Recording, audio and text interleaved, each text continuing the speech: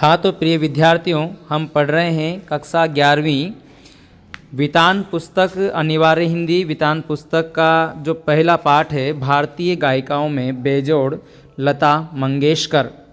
लता मंगेशकर को इस पाठ में बताया गया है उनकी स्वर साधना, उनकी लय और उनके संगीत की जो लोकप्रियता है उसके विषय में।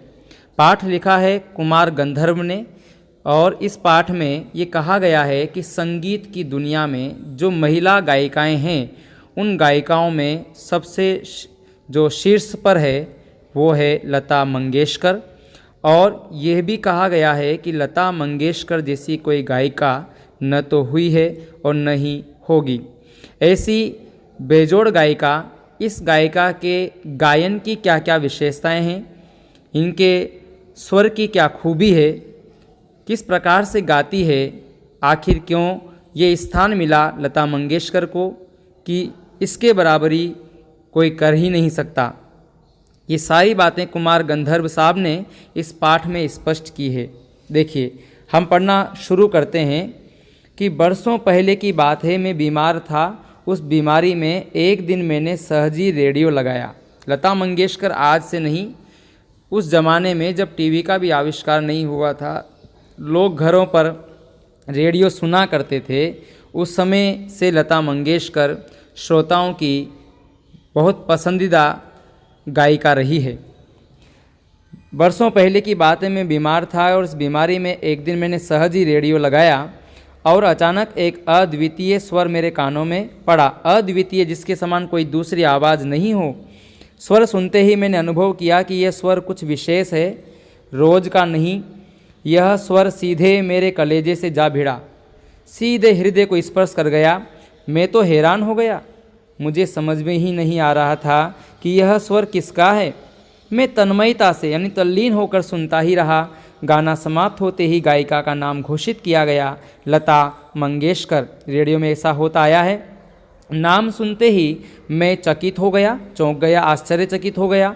मन ही मन एक संगति पाने का भी अनुभव हुआ। सुप्रसिद्ध गायक दीनानाथ मंगेशकर की अजब गायकी एक दूसरा स्वरूप लिए उन्हीं की बेटी की कोमल आवाज़ में सुनने का अनुभव हुआ।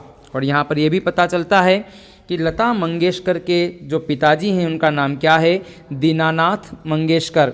मुझे लगता है कि बरसात के भी पहले किसी चित्रपट का वह कोई गाना था, तब से लता निरंतर गाती चली आ रही है और मैं भी उसका गाना सुनता आ रहा हूँ।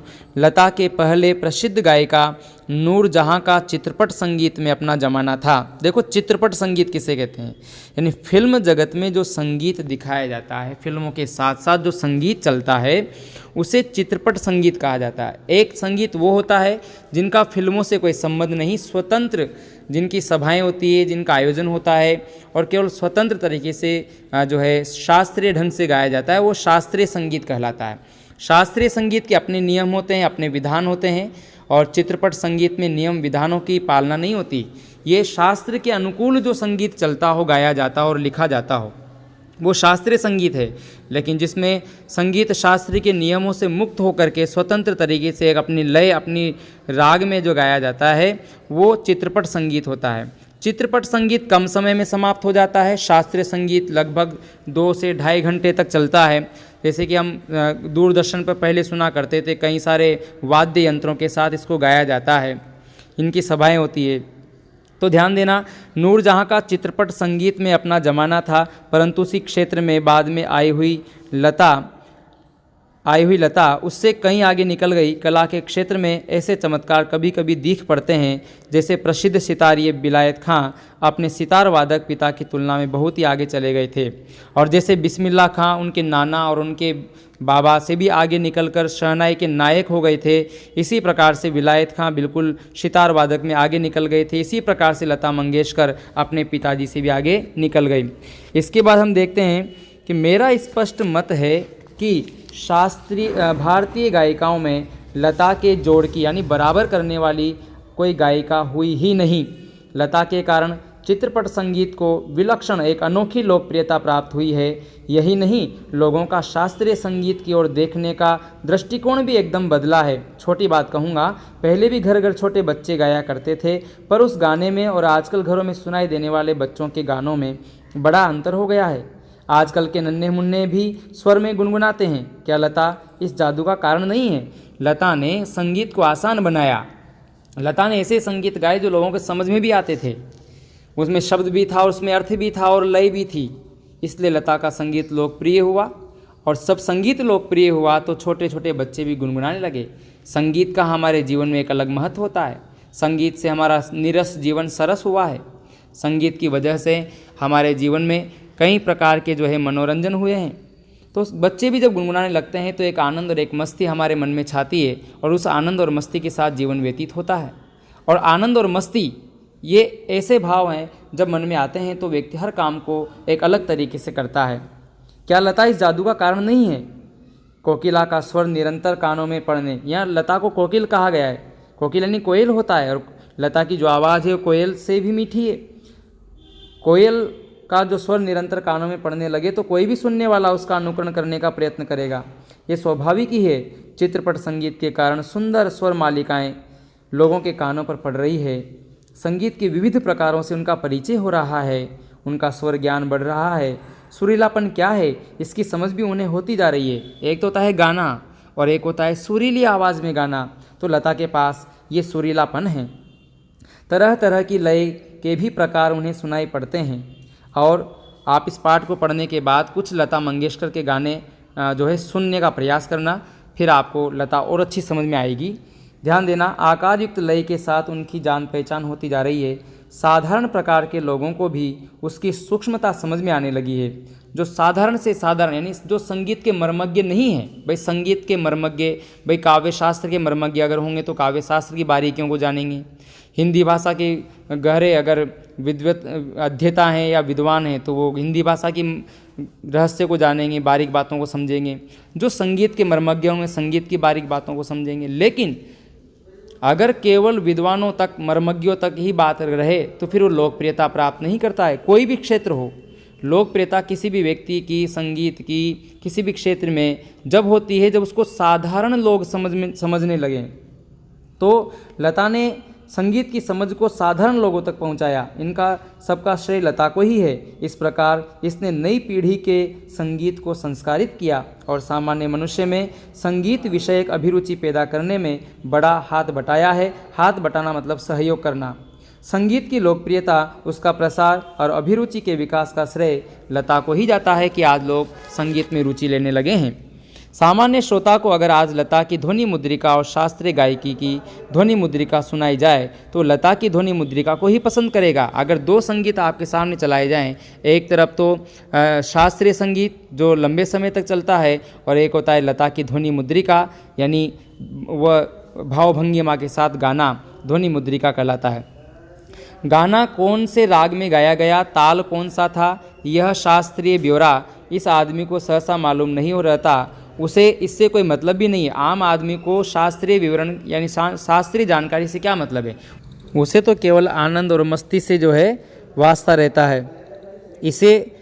उसे इससे कोई मतलब नहीं होता कि राग मालकोस था और या था त्रिताल। उसे तो चाहिए वो मिठास जो उसे मस्त कर दे, जिसका वह अनुभव कर सके।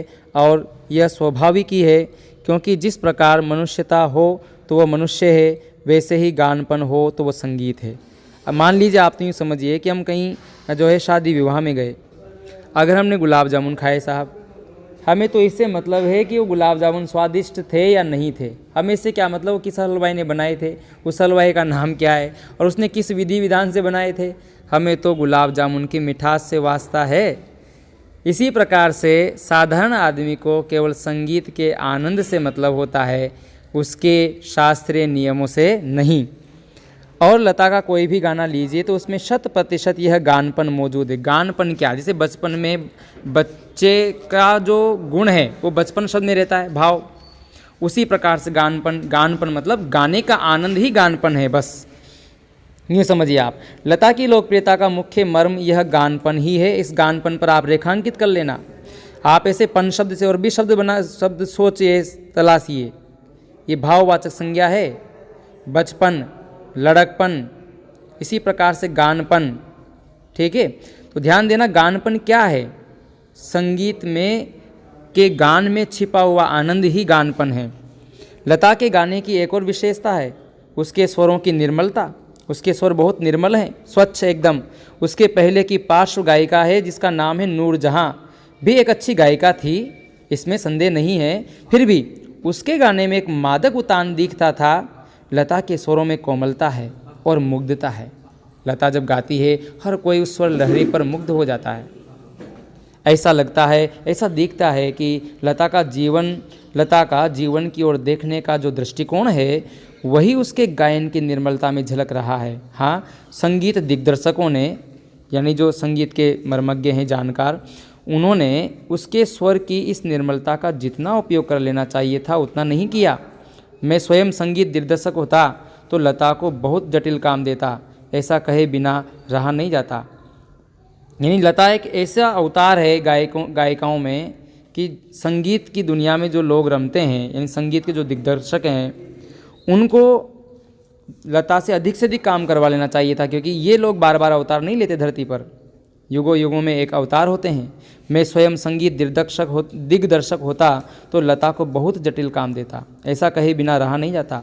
लता के गाने की एक और विशेषता है उसका नादमय उच्चार। नादमय उच्चार क्या है समझिए, जिस ध्वनि में एक अच्छा उतार चढ़ाव हो उसे नादमय उच्चार कहते हैं। उसके गीत के किन्हीं दो शब्दों का अंतर स्वरों के आलाप द्वारा बड़ी सुंदर रीति से भरा रहता है, और ऐसा प्रतीत होता है कि वे दोनों शब्द विलीन होते होते एक दूसरे में मिल जाते हैं। जैसे नदी की दो धाराएं किस प्रकार से अलग अलग दिशा से आकर एक साथ विलीन हो जाती है, उसी प्रकार से उसके शब्द और स्वरों का जो आलाप है, जो आलाप मतलब आलाप होता है स्वरों को लंबा खींचना, ठीक है, वो एक दूसरे में विलीन हो जाते हैं। शेष पाठ पढ़ेंगे हम कल। आज के लिए इतना ही, धन्यवाद।